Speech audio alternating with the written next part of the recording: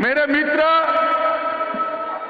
और भारतीय जनता पार्टी के नेता श्रीमान धर्मेंद्र प्रधान जी, जिन्होंने जम्मू कश्मीर के अंदर विकास के युग का नया आगाज किया है, ऐसे हमारे एलजी श्री मनोज सिन्हा जी, यहीं के लोकप्रिय सांसद और केंद्र के मंत्रिपरिषद में मेरे साथी जितेंद्र सिंह जी, गृह सचिव श्रीमान अजय कुमार भल्ला जी, हमारे सांसद महोदय, और आज इतने दिनों के बाद जिनको मिलने के लिए मैं आया हूं, ऐसे जम्मू के मेरे प्यारे भाइयों और बहनों,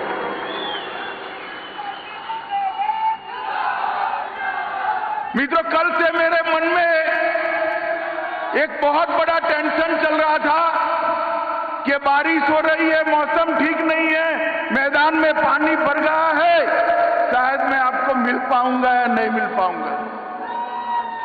मगर माता वैष्णो देवी की कृपा देखिए, धूप निकल आई है और आप सब मेरे सामने।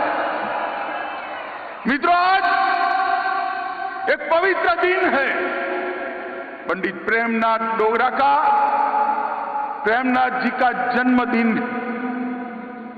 और हम सब जम्मू के लोग छोड़िए, पूरे भारत के लोग प्रेमनाथ डोगरा जी को कभी भुला नहीं सकते।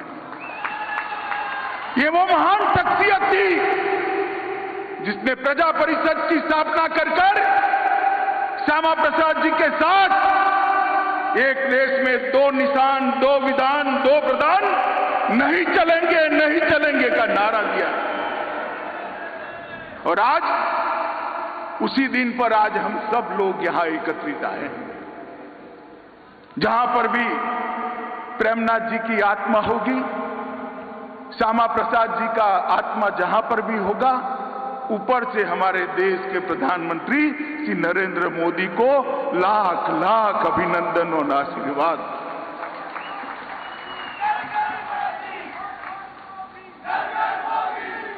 मित्रों, आज मैं जम्मू में आया हूं, सबसे पहले ये कहने आया हूं कि जम्मू वालों के साथ अन्याय का समय समाप्त हो चुका है। अब कोई आपके साथ अन्याय नहीं कर सकता। सालों तक अन्याय झेला है आप, मगर कोई अब अन्याय नहीं कर सकता। विकास दोनों का साथ में होगा, कश्मीर का भी होगा, जम्मू का भी होगा, दोनों मिलकर भारत को आगे बढ़ाने के लिए एक साथ प्रयत्न करेंगे। किसी को अन्याय नहीं हो, इस प्रकार का शासन नहीं चले। और मैं आज इस भूमि पर जब आया हूं, तब मैं इतना जरूर कहना चाहता हूं कि यहां पर जो विकास का युग शुरू हो रहा है, विकास के युग में खलल पहुंचाने वाले खलल डाल रहे हैं, मगर मैं आप सबको विश्वास दिलाने आया हूं, विश्वास रखिएगा, विकास के युग में कोई खलल नहीं डाल पाएगा, जम्मू कश्मीर के विकास को कोई रोक नहीं पाएगा। मित्रों, 5 अगस्त 2019 को मोदी जी ने एक ऐतिहासिक निर्णय किया। सालों से एक अन्यायी धारा को खत्म किया, 370 और 35 से हटी, और जम्मू और कश्मीर के लाखों लाखों नागरिकों को अपने अधिकार प्राप्त हुए। भाई मनोज सिन्हा ने कहा, पहले मेरे सिख भाइयों को, खत्रियों को, महाजनों को भूमि खरीदने का अधिकार नहीं था। जो शरणार्थी वहां से यहां आए थे, उनके अधिकार नहीं थे। वाल्मीकि भाई के अधिकार नहीं थे। मेरे गुर्जर भाइयों को रिजर्वेशन नहीं मिलता था, पहाड़ियों को रिजर्वेशन नहीं मिलता था। मिलता था क्या? मिलता था।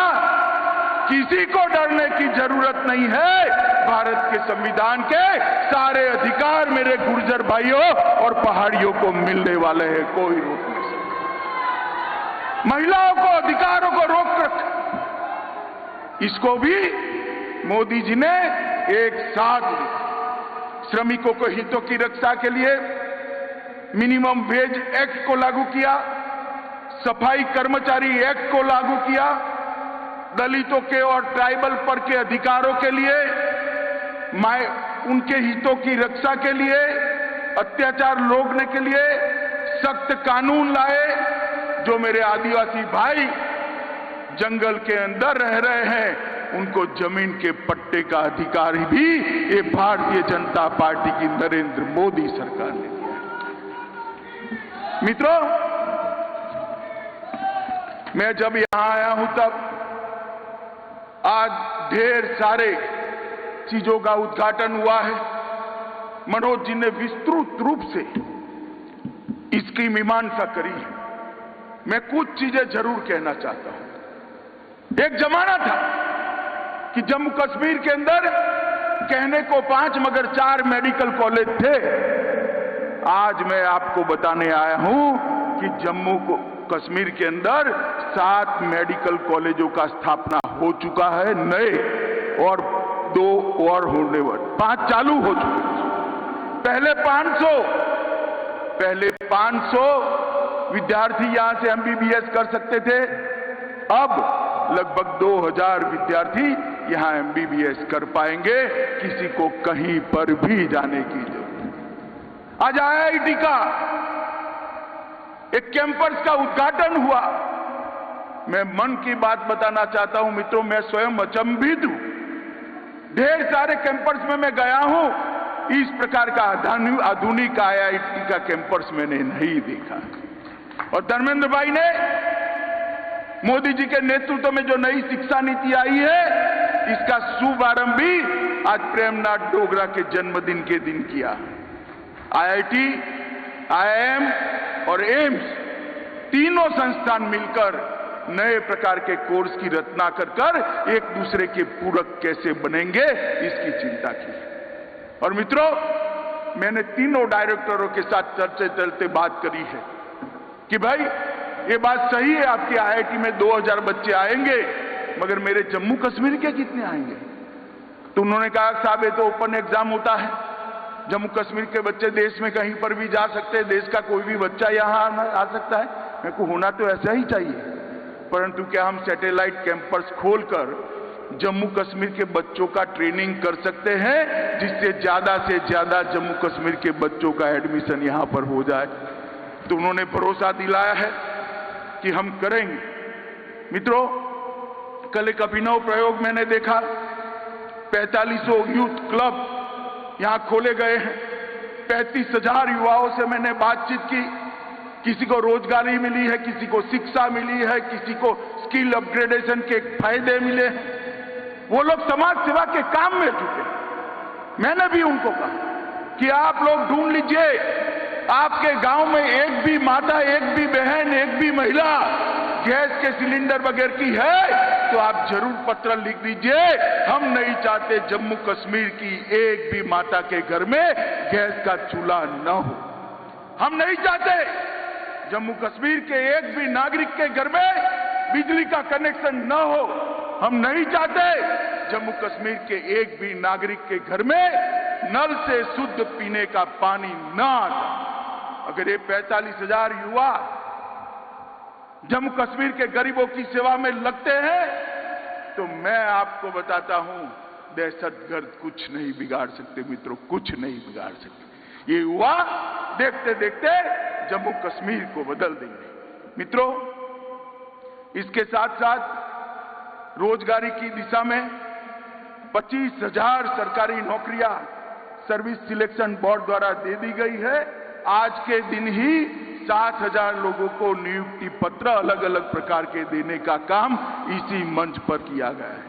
हमारे संचालक महोदय थोड़े कंफ्यूज थे, आंकड़ा टुकड़े टुकड़े बताते थे। मैं बता देता हूं, आज आपके सामने ही 7,000 लोगों को अलग अलग प्रकार के नियुक्ति पत्र, रोजगारी के काम के पत्र दे दिए गए। न्यूज टॉप 9 रोज सुबह 7 बजे और शाम 7 बजे सिर्फ TV9 भारतवर्ष पर।